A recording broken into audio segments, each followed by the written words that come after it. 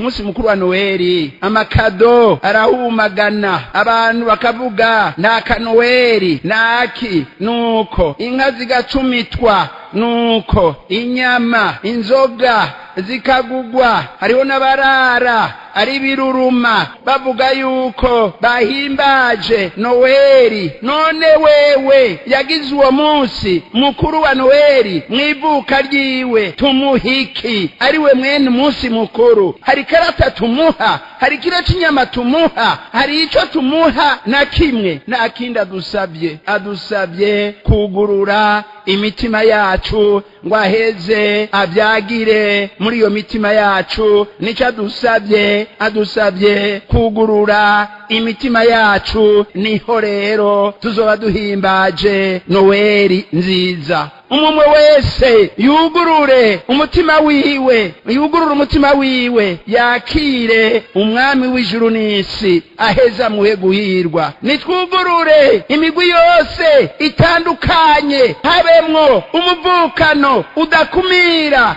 habemwo urukundo rudakumira. Ugurura ikidede cacu twijemwo uwo muvukano, ugurura igiporona, ugurura ikinemesde, nuko ugurura igisenere, kibemwo umuvukano, kibemwo urukundo, kibemwo kuronderanira ineza n'abandi ntiriwe ndavuga.